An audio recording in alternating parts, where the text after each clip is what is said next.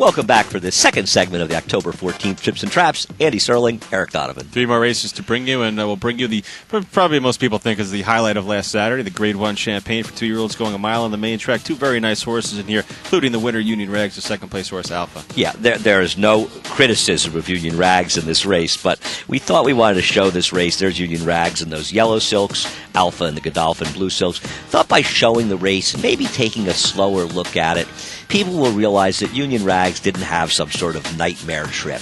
What he did was he showed a professionalism that's somewhat rare and good to see in a lightly raced, talented 2-year-old, but he did not have a terrible trip. No, he didn't. I mean, he's going to run into some traffic down here in the backstretch as they approach the far turn, and inside the 3/4 pole now he's kind of on hold a little bit, and he's going to drop back a little bit. In context of the race, as the field kind of spreads out a little bit more as they run on the turn here. He loses about a length or 2 off that group that he's with there now. You see Javier Castellano steadying a little bit here, but you know what? For me, the way this horse finished up and strided out, it doesn't matter to me what happened here. In the race. I don't even think he lost it. Maybe a half leg, but it's not even the ground because they're sort of rolling along. It's that he was put in a little bit tight and he settled off it. He wasn't intimidated by being in that position. And he's behind horses. He's eating a little dirt. I thought Alpha, who's well behind him, as you can see, I thought that he was less professional in his second start than he was in his first start. And while he's talented, he also showed he's nowhere near as talented as Union Rags is right now. No, not at all. I mean, Union Rags is something special, that's for sure. You see Castellano here waiting to pick a spot, and at first looks like he wants to try to go inside, then he'll angle outside, and you see right behind him it's Alpha. Yeah, let's just watch it as they roll in and take a careful look at this situation. Javier saved ground. He's behind horses. He'd like to get outside. He can't do it. So he tries to go inside. A bad move.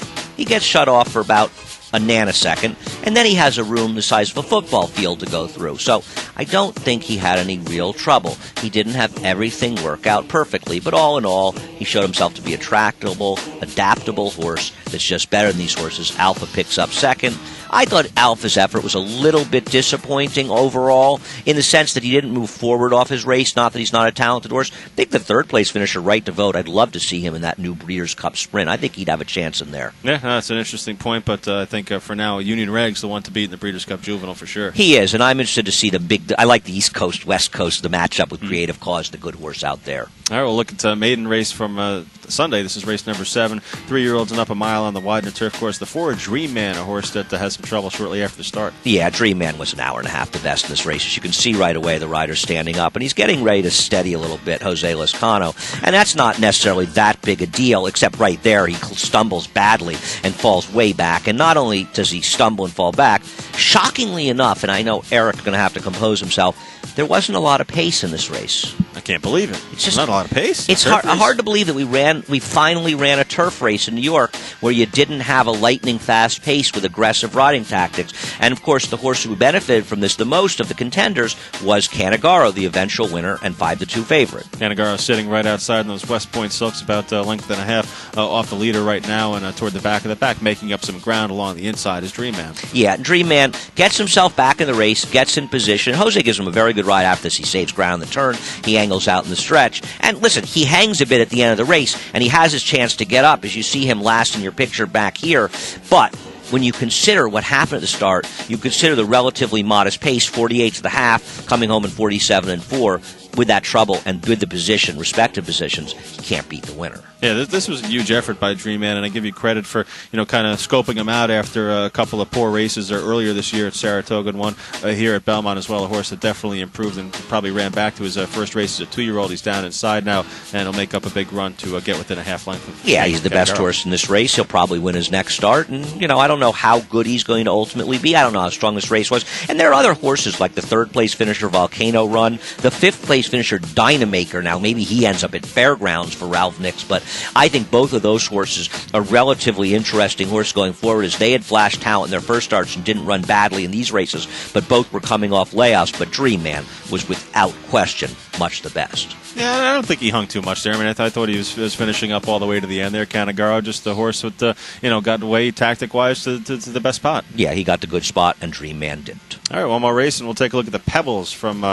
Monday, Columbus Day, in this race for 3-year-old fillies going a mile on the Widener. And once again, in a shocking twist. There was no pace in this race, and it helped the favorite Elusive Pearl, who ran well, and she's a nice horse for Mike Trombetta, but I'm not convinced she's the best horse of the race. She's in front.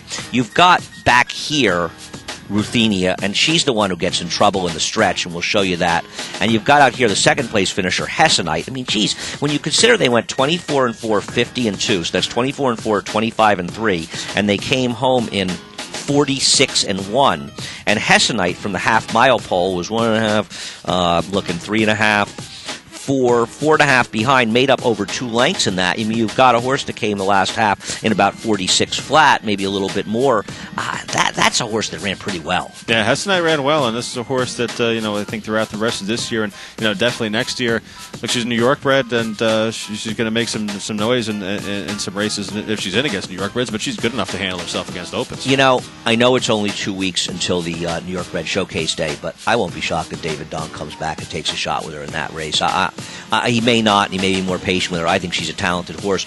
Ruthenia is a victim of her lack of speed, but I thought Alan Garcia was overly committed to the inside with her. Yeah, down on the inside right now, and has a couple of horses right in front of her, including the horse we were mentioning before, and that's Hessenite. And just kind of getting in this spot here, you kind of marry yourself to being inside and getting a little bit lucky as they come around the turn here into the top of the stretch, hoping you can find a seam at the rail or in the 2 or 3 path. And if you don't, then you're in for a long stretch. Right, by being off the inside, Alex Solis gave himself options. She angles out. Ruthenia, as you see, Alan continues to commit inside, almost oddly. Even there, he goes back inside. He's hoping maybe to split.